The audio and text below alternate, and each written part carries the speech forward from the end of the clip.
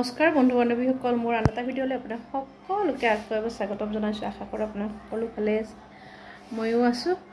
ইমান গৰম, বাপৰে বা গৰম, থাকিব নোৱাৰা হৈ গৈছে গৰমত। মানে তাতে আজি মূৰ ধুই দিলোঁ, খুব বেছি গৰম লাগিছে। মূৰ ধুবৰ দিনাখন আৰু বেছি গৰম লাগে নহয়। আৰু পূজা বুলি এটা গিফ্ট পালোঁ, দেখিছেনে? গিফ্টটো মানে এখেতে দিছে। গৰমত ডাঙৰ কাণফুলি পিন্ধি থকাৰ অসুবিধা যে, সেইবাবে অকণমান এনেকৈ বনাই আনিলোঁ এযোৰ। ইমান অকণমানি মোৰ নাছিল, দেখিছেনে? একদম মুখত মানে মুখৰ লগত নিমিলে অকণমানি যিহেতু কাণফুলিযোৰ, কিন্তু খালী কাণে থকাতকৈ এইযোৰ বনালোঁ। আৰু এইযোৰ কাপোৰ ল'লোঁ পূজা বুলি, কম দামী এনেই ল'লোঁ আৰু দেখুৱালোঁ। কাপোৰযোৰ দেখি ভাল লাগিল, মিছ'ৰ পৰা আনিছোঁ সেইবাবে লৈ ল'লোঁ। এনেকুৱা কাপোৰ পাটৰ নিচিনা দেখিবলৈ, গৰমত সেই ভাল নহয়, তথাপিও আৰু দেখি ভাল লাগিল। মোৰ একদম নীলা এনেকৈ চাদৰ মেখেলা নাই, সেইবাবে লৈ ল'লোঁ এইযোৰ। বেলেগে পিন্ধিলে ভালেই লাগে দেখোন, সেইবাবে ময়ো ল'লোঁ। কম দামী হয় কিন্তু ভাল লাগিছে। আনফালে নামঘৰলৈ যাব ওলাইছোঁ। কাপোৰ পিন্ধি ল'লোঁ, পিন্ধি লৈ বাবুৰ তাৰ লগত আৰু লাগি থাকোঁতে দেখিছেনে এইযোৰ কাপোৰ বৰ ধুনীয়া গৰমত পিন্ধিবলৈ। এইযোৰ কি বুলি কয়, ফিছা যোৰা বুলি কয়। বৰ ধুনীয়া ডাঙৰ দীঘল কাপোৰযোৰ, পিন্ধি বৰ ভাল লাগে। সেইবাবে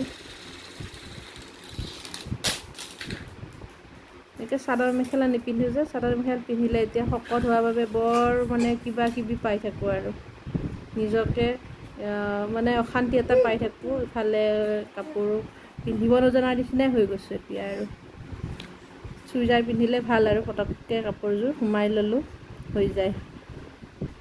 এতিয়া নামঘৰত আহিলোঁ, এতিয়া প্ৰসাদ খোৱাৰ সময়।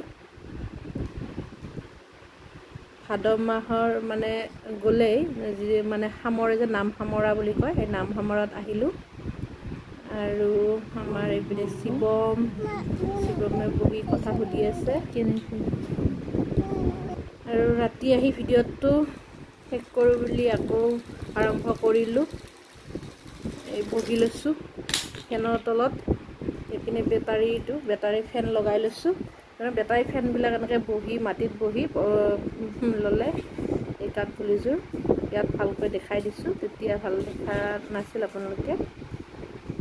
হ'ল পিন্ধাৰ পৰা মই এইযোৰ খোলাই নাই, আৰু নহ'লে মই এনেই কাণফুলি পিন্ধি শুব নোৱাৰোঁ আৰু বেছি সময় ৰাখিব নোৱাৰোঁ। এই অকণমানিযোৰ পাৰিছোঁ।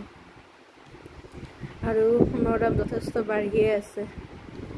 আনফালে আমাৰ বাবুক ড্ৰয়িং কৰিব লগাই দিছোঁ। সি এনেকৈ কিবা কিবি লিখি থাকে আৰু স্কুলত নিওঁ যে, অংগনবাড়ীত নিয়াৰ পৰা অকণমান সি মানে পঢ়া শুনাত লাগিব ধৰিছে।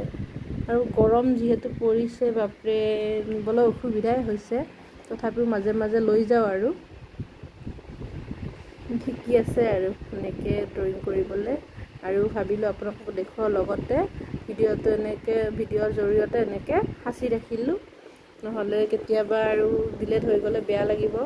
ডাঙৰ হ'লে চাব পাৰিম তাক আমি কেনেকৈ ব্যস্ত কৰি ৰাখিছিলোঁ।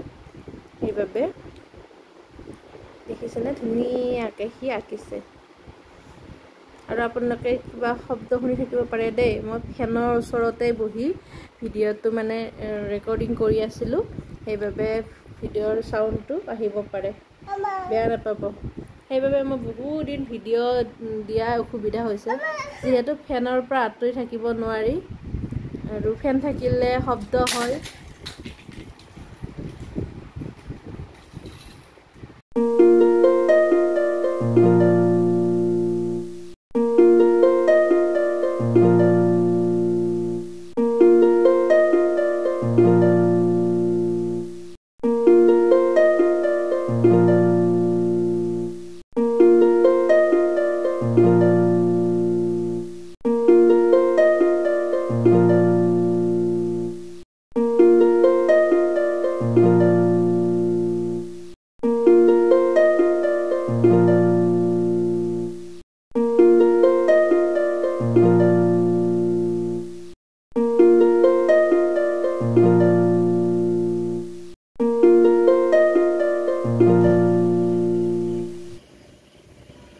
বহুদিনৰ মূৰত মাংস বনাব ওলাইছোঁ। এইটো নতুন মিক্সিং গ্ৰাইণ্ডাৰৰ বাতি, আগৰ বাতিটো বেয়া হৈ গৈছিল, সেইকাৰণে সেইটো ঠিক কৰি আনিলোঁ। তাৰপিছত এইটো নতুন এটা কিনিলোঁ আৰু ইয়াত ল'লোঁ ৰহুন দুটা, বিলাহী আৰু পিঁয়াজখিনি কাটি গোটেইখিনি মানে পিচি ল'ম, তাৰপিছত বনাম। বহুদিন এনেদৰে ভিডিঅ' বনোৱাই নাই, সেইবাবে ভাবিলোঁ আজি বনাওঁ। গৰমৰ বাবে খৰাহিতে জাবৰবিলাক পেলাওঁ, তেতিয়া মানে সুবিধা হয় আৰু বুটলি থাকিব নালাগে। খৰাহিবিলাক মই এইবিলাক কামত ব্যৱহাৰ কৰোঁ। বিলাহী, পিঁয়াজ, ৰহুন, আদাৰ মিশ্ৰণ বৰ ধুনীয়াকৈ একদম মিহি হৈ গৈছে। ইনভাৰ্টাৰতে অকণমান দিব লগা হৈছে, ভল্টেজ নাই একদম। গৰম যিমান পৰে ভল্টেজ যিমান কমি যায়। কেৰাহী বহাই দিছোঁ, তাৰপিছত লগ পাই আছোঁ বাৰু। বহাই দিলোঁ মাংস, মছলা যি যি আছে চব দি দিছোঁ পেষ্টটোৰ লগত, ভাজি ল'ম। ঢাকনা লগাই থৈ দিওঁ। সিমান হৈছে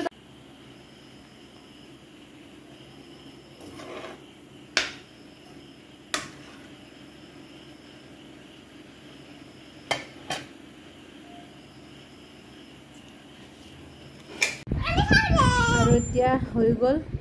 এনেকৈ পকাতে বহি লৈছোঁ, মাংস লৈ ল'লোঁ, দুটাই ভগাই লৈছোঁ। যিহেতু লোকেল মুৰ্গী সেইবাবে এওঁ অকণমান খাব, বাকী বেলেগবোৰ মাংস এখেতে নাখায়, লোকেল মুৰ্গী অলপ খায়। কিন্তু এনেকৈ মোবাইল লগাই দিছোঁ আৰু আজিলৈ এৰিছোঁ। ভিডিঅ'টো চোৱাৰ বাবে ধন্যবাদ।